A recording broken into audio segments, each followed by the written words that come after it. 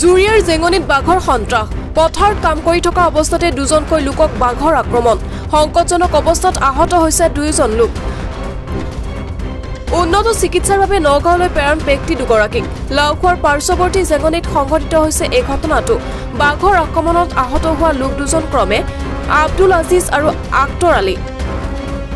বানৰ বাবে খাদ্যৰ সন্ধানত লাওখোৱা অভয়াৰণ্যৰ পৰা বাঘ ওলাই অহাৰ সন্দেহ প্ৰকাশ কৰিছে স্থানীয় ৰাইজে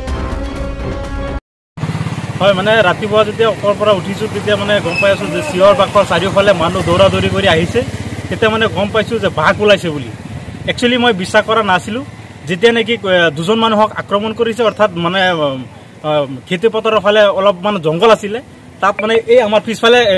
অলপ মানে গছকি গৈছে বলে তাৰ মানে দাগ চিহ্ন আছে মানে তেতিয়া মানে এটো চিহ্ন আনুমানিক কৰি দৌৰি দৌৰি কোনোবাই মানে বন্দৰ ফালে গৈছে যে চাবৰ কাৰণে একচুয়ালি হসা নে মিছা বস্তুটো তেতিয়া মানে দুজন মানুহ খুচকাৰি তালৈ পিছে পিছে গৈছে যে গছকি যোৱা মানে দাগ চিহ্নবোৰ চাইছে তেতিয়া মানে বন্দৰ গৈ পেলাই বিচাৰি আছে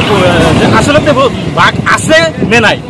হঠাৎ মানে আহি পেলাই তোক আক্ৰমণ কৰিছে আৰু আক্ৰমণ কৰি পেলাই মুখত বুকত পিঠিত পেটত মানে খামুচি পেলাই ছিঙি পেলাইছে এতিয়া মানে যেতিয়া মানে মানুহজনক আক্ৰমণ কৰি এজন মানুহক আক্ৰমণ কৰিছে আক্ৰমণ কৰি পেলাই তেতিয়া দ্বিতীয় এজন মানুহক আক্ৰমণ কৰিবলৈ যায় তেতিয়া মানে প্ৰথমজনক আক্ৰমণ কৰা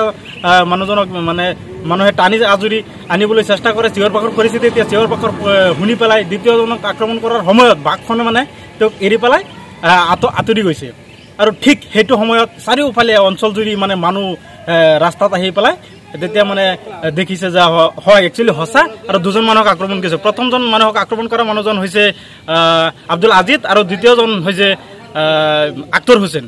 প্ৰথম আক্তৰ হুছেইন এতিয়া বৰ্তমান চিকিৎসালয় আছে আৰু শুনামতে মই গম পাইছো যে